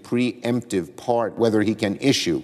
President's reportedly asking his staff whether he can issue preemptive pardons for himself, his family members, Rudy Giuliani. There's a simple answer: no. No, Mr. President, that would be a gross abuse of the presidential pardon authority. I want you to understand, Chuck Schumer, because I know I'm going to get this. I know no matter how many times I try to say it. Chuck Schumer doesn't care. Folks, he doesn't care that he looks like a fraud or a hypocrite. I need you to tattoo this on the frontal lobe of the cerebral cortex. He doesn't care. Communists only care about power. If someone is sacrificed as some kind of sacrificial lamb, I always give the example of the communists in Cuba when they threw people up against the wall and shot them because they were, the bourgeois, whatever. Do you think they really cared when the family was like, hey, you just shot my son, yet you guys are living this really rich lifestyle? They were like, whatever, there's something in my eye. You get the point. They don't care. They care about power. However, because they care about hierarchy, they're on top, and we weren't at the time. Now that Joe Biden was on top in that hierarchical ladder of power, they, of course, are going to be. That's what they do. Abusers of power abuse power. This shouldn't surprise anybody. It's what Chuck Schumer does. I'm going to play another clip coming up in a second, but I'm going to throw this out there. Wall Street Journal folks who definitely lean center-right, if not even left on some issues, they have a theory out there that this could help Donald Trump in two ways. Folks, the January 6 pardons Donald Trump issued yesterday, which were pretty thorough, and I approve of at this point. Some of those people were subjected to, without a doubt, cruel and unusual punishment, which, of course, is written directly into our founding documents. There is zero chance you can argue otherwise. So I obviously agree with these pardons. But I also agree with the statement they were making that these were going to be politically controversial. And there's no doubt about that. This gives squishy Republicans, and they're out there. I wish they weren't, but squishy Republicans are out there. You know it, and I do. Squishy Republicans do not want to be confronted outside of their office by Manu Raju or anyone else from CNN or MSNBC. How do you feel about the January 6 pardons? Because they don't want to have to answer questions in swing districts. You guys see in the chat what I'm getting at right now? If you're a P1 and you're really tactical, you know exactly where I'm going with this. It gives squishy Republicans a talking point. You don't have to answer the question at all. You may say, Dan, they should answer the question. I get what they should do. I'm telling you what they will do. They don't want to answer the question because they're squishy and they're in squishy districts. Now they're just going to say, wait, are you okay with Joe Biden weaponizing the pardon tool to pardon his own inner circle of family members who, by the way, may potentially have been involved in illicit activities with Joe Biden himself? Are you okay with that? Mr. Congressman, we're talking about January 6th. No, that's not what I'm talking about. You're talking about the pardon power. You see what I'm getting at with this? Tactics, man, tactics. Oh, outcomes. That's all we care about. Don't get emotional. Oh my gosh, this guy should answer the question and defend it. He's not going to. They're in squishy districts. This gives them a talking point. The Journal's theory here, though, is that Biden, we should start calling him Biden, who pardoned his inner circle of family members. Now the political pressure, I'm not saying I agree with him, I'm just telling you what it is. The political pressure to go and prosecute Biden, which is going to take up a lot of time, kind of ebbs. I'm not telling you we shouldn't investigate him. I just said the opposite the other day. We should absolutely be investigating what happened. Absolutely. You're just not going to get a prosecution out of it. You're not. It's a plenary power. But to get the information out there, I think is vital of exactly what Biden did to sell the country out and his role in the Ukraine impeachment quid pro quo nonsense. Remember, it was Biden who wanted to make that go away. So we still need to investigate in the House and hopefully on the Senate side. But we're not going to get a prosecution. And there's really no political heat for Trump now to push for a DOJ full-blown investigation because you're not going to get a lot out of it. That's their theory. Remember see that movie? Was it Tommy Boy with Chris Farley? That's your, was it Tommy Boy? Hey, what do you call him, a fat guy? He's like, that's your theory. That's their theory. Whatevs. Here's a little compilation video by the great Maze Moore of course, the freak out over this exact same thing, the pardon issue, proving again that these people don't give a rat's ass about, looking like hypocrites at all. All they care about is hierarchy. Check this out. Is that a thing? Preemptive blanket pardons? I mean, I haven't heard about this since like Monopoly with a get out of jail free card. Trump has discussed with advisors whether to grant preemptive pardons. What does that say? That he wants to excuse them for things before anybody's even saying there's an investigation. President Trump, as he winds down his last few weeks in office, is considering preemptive pardons. What a mess. More as we know. Source saying that some of the president's inner circle, well, they're telling him that it would be perfectly fine to pardon his family and other associates preemptively, even though they haven't been charged with any crimes. How much damage could be done to this country can he do to this country on his way out? Folks, the game plan is the exact same as 2016. They're going to argue on distractions. They're going to engage in unquestionably hypocritical arguments where they argued the exact opposite position in the past. So what do, Dan? We continue to plug away. What does plug away mean? We continue to go on social media like we did with the bloodbath hoax and everything else and just post the truth. I'm not here to give you a complicated answer so I can sound like some architect-level political strategist. Oh, look what a genius, because the answers aren't complicated. Gaslighting, right? getting people, specifically liberals, because they always believe things that aren't true, like masks work and vaccines will prevent you from getting COVID, which are both pretty much nonsense, right?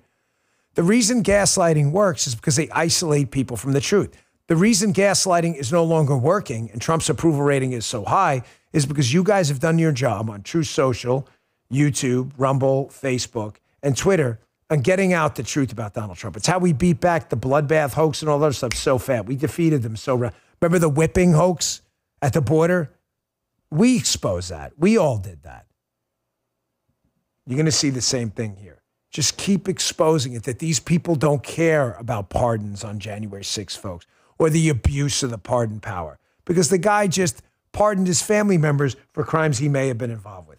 Folks, another thing that's going to happen again, you got that San Francisco scream, this kind of stupid and said, can we VO this? Because this is like, I don't want to expose you to this much stupidity without me being on the screen to mute some of it out and balance out. You got to have like smart content with stupid content. Here they are in San Francisco preparing for another scream. You're like, damn, didn't they do that in 2016? Listen up, here it goes.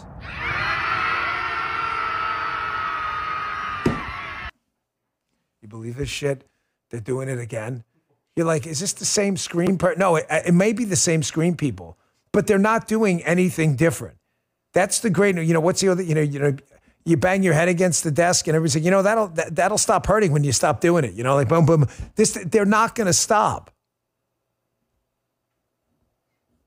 Here's Daniel Dale from CNN, the fact-checking stuff. Now, again, in my conversations with Facebook, we're going to watch the outcome. I know some people, someone sent me a Facebook message the other day and said that the fact-checking was still going on their page, the fake fact-checking. So I haven't seen it on mine, but it may be some remnant. They're telling me that this thing is wrapped up and done with, so I want evidence. So if you're still getting fact-checked on your page and it's on an older thing, it may be something older if you're not logged in for a while, but I want to be sure because outcomes. One of the people at Facebook has asked specifically that if you're hearing these things from your audience about these episodes of fact-checking, to pass it on. And believe me, I plan on.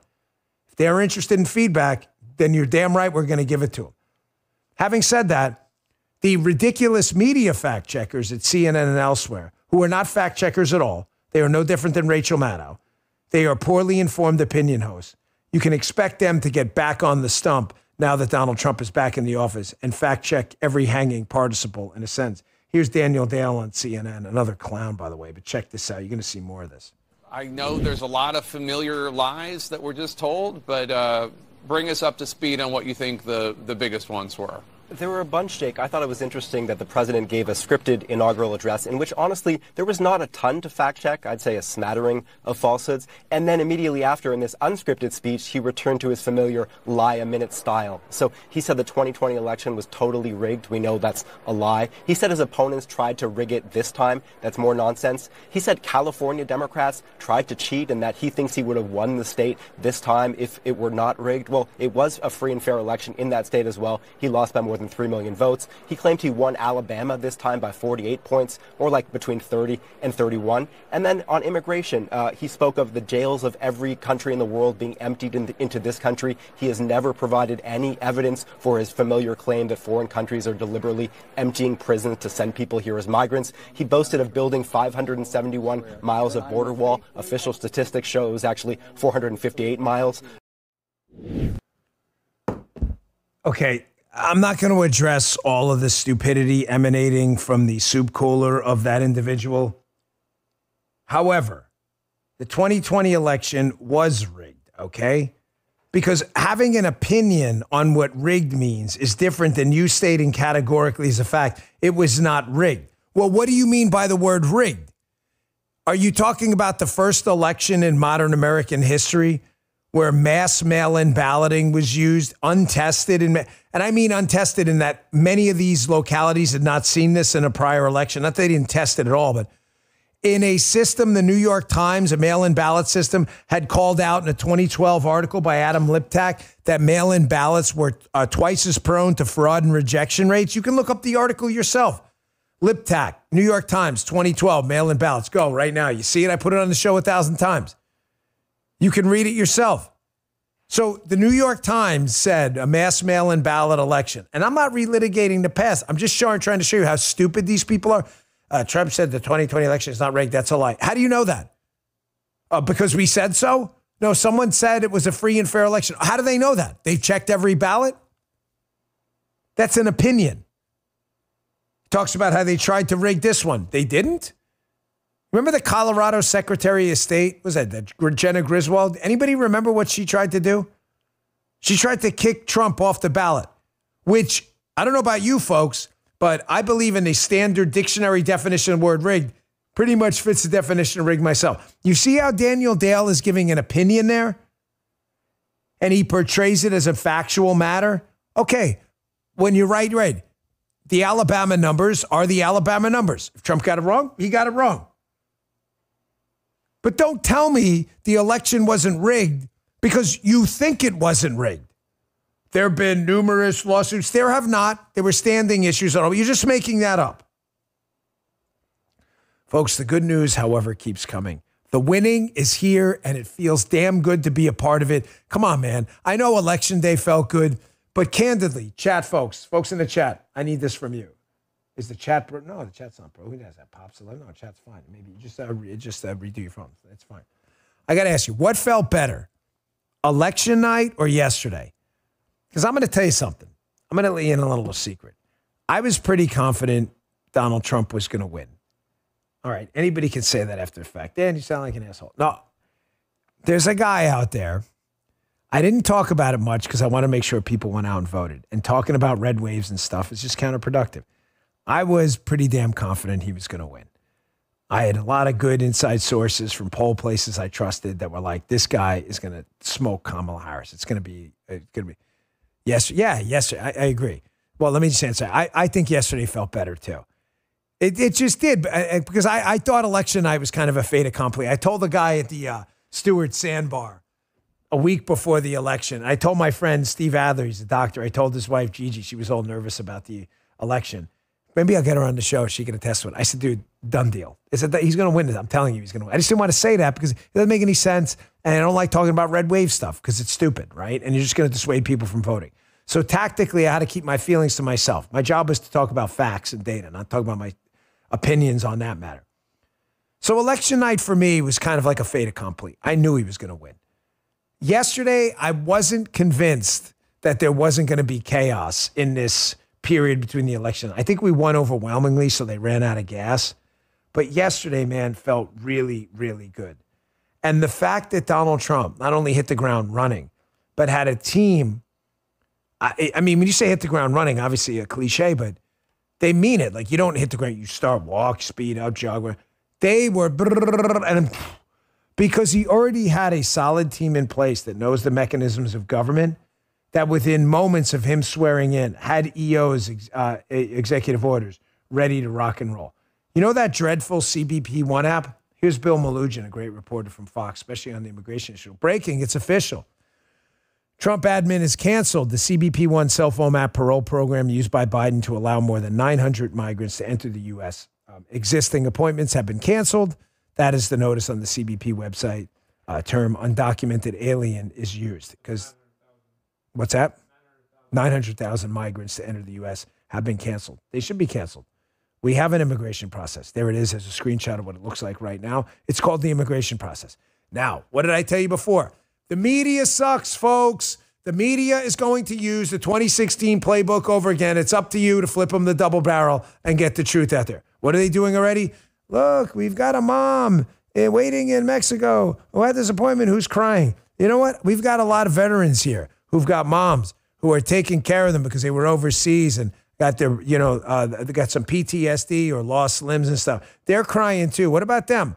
We've got a lot of moms working the checkout counter in a supermarket, trying to feed their kids on one paycheck and struggling because of Joe Biden inflation. You know what? They're crying too. I noticed the scum in the media didn't do a lot of reporting on that because it would make the Democrat Party look bad. So you guys can go yourself, okay?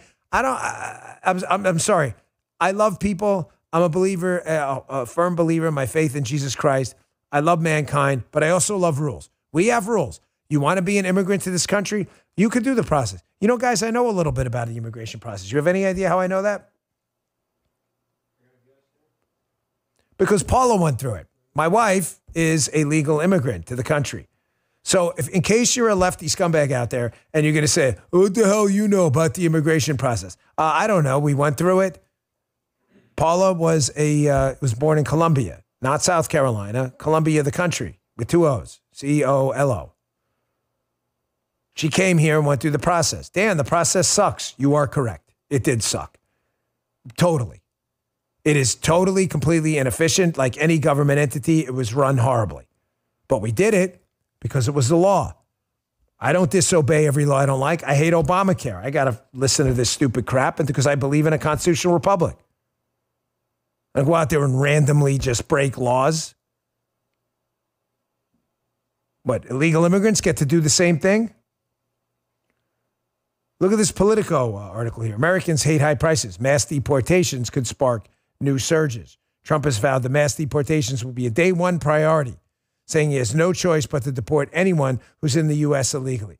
Notice how Politico all of a sudden cares about inflation now. Politico and the left, who generally speaking tried to take the edge off inflation because it reflected poorly on Joe Biden, now all of a sudden cares a ton about inflation. They're saying, oh my gosh, deportations could lead to more inflation. Folks, it's all a scam. Mass deportations could also lead to an enforceable borders. People realize they're not going to get a free pass into the country. And it can also help reinforce a sense of law and order and help legal, qualified immigrants who want to go through the process, who would like to work here and contribute to the country, have them be fortified in their beliefs that their process is going to be respected too, like my wife's. Whew. Man, that was crazy. I'm not done yet. Don't go anywhere because I don't have to be off the air like forever because you want to just hang out for a little bit? I mean, it was kind of weird because I always feel like I have to rush off the show. I have to go downstairs and I have to do get all the stuff off my face and get ready for the radio show. But I feel good today. And I'm not going to lie to you. I got a little tired a few minutes ago. It kind of hit me, everything we've been through over the last couple days. But man, I just feel like when Donald Trump called it Liberation Day, I couldn't think of the right term for it. Freedom Day, Emancipation Day, let the revolution begin. I just feel like this weight's been lifted. Can I talk to you guys for a few minutes? You can tune out if you want. I'm not going to cover any more hardcore politics stuff. Maybe I'll get into it more tomorrow, but can I just talk to you guys for a minute? If you want to chill, you can chill in the chat room. If not, you can scoot. I totally get it. You don't have to, no obligation to be here, but. So I'm in this airport this morning, and because we have to get back quickly, we have an account with this Jets company, and the plane didn't work out. Obviously, that's why we were so late. But in a really serendipitous moment, I believe in this burnt toast theory, right? That the toast is burned and you lose your mind and you miss your flight and then the plane crashes. The burnt toast was really like a favor and it wasn't a bad thing. In other words, behind every single piece of bad news, there's good news waiting if you just open your eyes and see it. I believe in that. So I meet this guy in the airport, and it's a really, really small airport in Gaithersburg, Maryland. Tiny. I mean, to call it an airport, it's like an FBO for those fixed base operator. It's like a one-room thing. We're sitting there, Paul and I, from, 6 in the morning till 10 o'clock trying to figure out how to get back to do the show. And this guy comes in, and he's with his wife. Nice couple, 50s, 60s, I don't know. I didn't ask them their age, and I can tell they're obviously Republicans coming from the rally. And this is a really liberal part of Maryland, right? Hold on, I want to forget to tell you this other story there. And man, I start talking to this guy and his wife, and they are fascinating. And we got into this big conversation about Trump and how this black cloud feels like it's been lifted. And she was saying, the wife, how she couldn't believe how this all happened, and all the neighbors, when she used to post great things about Donald Trump, who would tell her, take that down, and she'd be like, I'm not doing it, I'm fighting for my guy. How now they're all like, go Trump, and she's like, you know what, they may be phonies. She's like, but okay, whatever, we'll take it. Outcomes, right? Outcomes. We can grab them and use them, and then grab them and use them. And I just thought this is probably the reason I was supposed to meet this guy. So Paula got the lady's number, and we're going to take them out to dinner. I guess they have a condo or something in Miami, too, a condo down there. So we're going to take him out to dinner. I just thought it was pretty cool, meeting this guy. But showing you again the burnt toast theory. And please listen to this. I'm watching a video the other day, and it's by this like life coach guy or something. I don't know. It was on. I saw it on TikTok, and the guy's talking about the burnt toast theory. And there's this old Chinese kind of just story from a proverb or whatever it is, or whatever they call them. And this guy, he loses his horse, so the neighbors come over, and they're like, "Hey, you lost your horse. That's really bad news." And you ever hear this? And the Chinese farmer's like, "Hey, man, good news, bad news. I don't know yet." So the next day, the horse comes back, and it brings 2 more horses with it. So the neighbors come over to the Chinese farmer, and they're like, "Hey, man, that's great news. Now you got 3 horses instead of 1. He says, "Good news, bad news. I don't know yet." So the next day, the son's trying to train one of the horses, and the son falls off the horse and breaks his back. So the neighbors come over and they go, "Man, your son broke his back on one of those horses. That's really bad news." He says, "Good news, bad news. I don't know yet." And then the Chinese army official in an unwinnable war knocks on his door the next week and says, "Hey, man, we're recruiting for the army. We need your son." He says, "He can't go. He's got a broken back." I said, "Okay, we'll leave him." So the neighbors come over and go, "Man, that was good news." He says, "Good news, bad news. I don't know yet." That's the burnt toast theory for you. So today we did the show a little later. 153,000 people showed up. Now I know we can do this in the future, so I don't have to skip shows if I can make it. So was today me missing the show at 11 a.m. bad news?